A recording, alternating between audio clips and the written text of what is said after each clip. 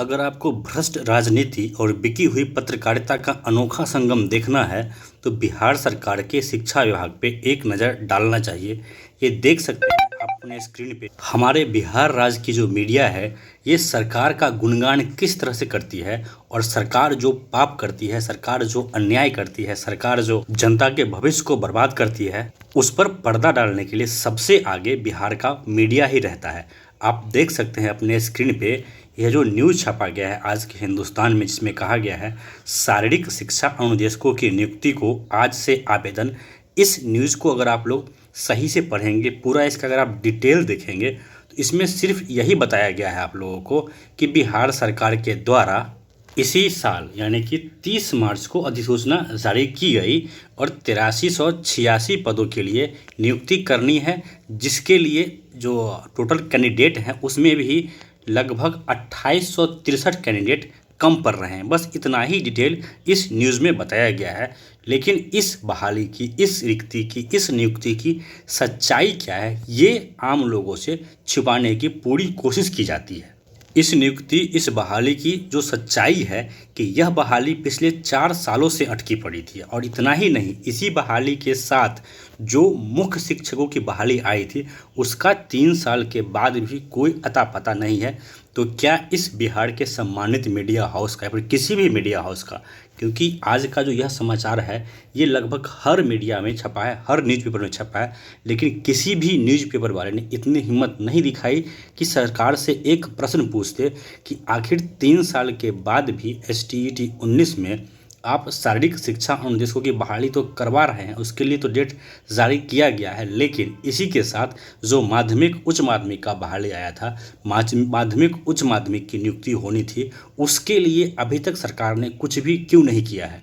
कारण साफ है, मीडिया बिक चुकी है, पत्रकारिता चाटुकारिता की तरफ पूरी तरह से अग्रसर है। और जिसे कहते थे कि लोकतंत्र में चौथा स्तंभ होता है पत्रकारिता, यानी कि मीडिया को लोकतंत्र का चौथा स्तंभ कहा गया था, आज के डेट में यही मीडिया लोकतंत्र का सबसे पहला और सबसे बड़ा चाटुकार बन गया है। सरकार गलतियां करती है और ये मीडिया वाले उस पर मिट्टी डालते हैं, उस पर पानी डालते हैं। जरा आप लोग खुद सोचिए कि इस न्यूज़ के साथ क्या सरकार से यह नहीं पूछना चाहिए था कि जो मेन शिक्षक हैं माध्यमिक उच्च माध्यमिक के, उसकी बहाली का डेट जारी अभी तक नहीं किया गया है। सरकार से नहीं पूछते, कम से कम जो आपका समाचार पत्र खरीदते हैं, जो आपसे आपके न्यूज़ पे डिपेंडेंट रहते हैं, क्या आप लोगों की जिम्मेदारी नहीं थी कि उन लोगों को बताया जाए कि सरकार ने एक नोटिफिकेशन निकाला, उसमें से जो आधे से भी कम है, लगभग 8000 वैकेंसी है, उसके लिए सरकार आगे बढ़ रही है, लेकिन बाकी जो लगभग 37,000 वैकेंसी है उसके लिए सरकार अभी तक कान में तेल दे के पड़ी हुई है,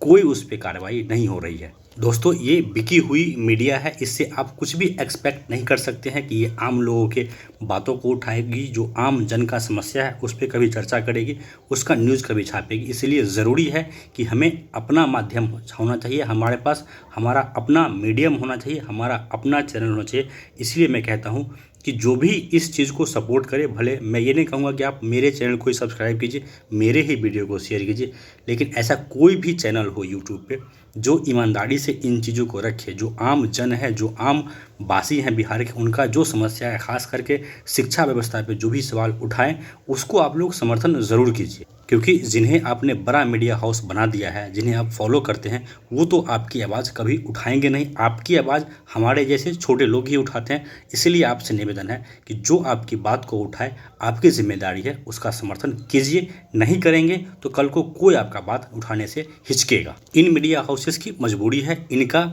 जो रोजी रोटी है सरकार से चलता है, सरकार के दिए पैसों से ये लोग पलते हैं, तो ये कभी भी सरकार के ऊपर सवाल नहीं उठाएंगे। लेकिन जो लोग इंडिपेंडेंट है, जो लोग मुक्त हैं, जो लोग सरकार के पैसों पे नहीं पलते हैं, वो कभी भी सरकार का पिछलग्गू नहीं बनेंगे, सरकार का चमचागिरी नहीं करेंगे, सरकार की चाटुकारिता नहीं करेंगे। वो जो आप आम जन हैं, जो भी आप CTET कैंडिडेट हो, प्राथमिक के हो, उच्च माध्यमिक के हो, माध्यमिक के हो, जो भी आपकी बातों को उठाए, ये आपका जिम्मेदारी है कि आप उनको समर्थन कीजिए। नहीं तो फिर बड़े मीडिया हाउसेस को फॉलो करते रहिए, सरकार का जो गुणगान है उसको सुनते रहिए और आपका जो अपना मुद्दा है उसे दबा रहने दीजिए। दोस्तों, इस वीडियो में इतना ही, धन्यवाद।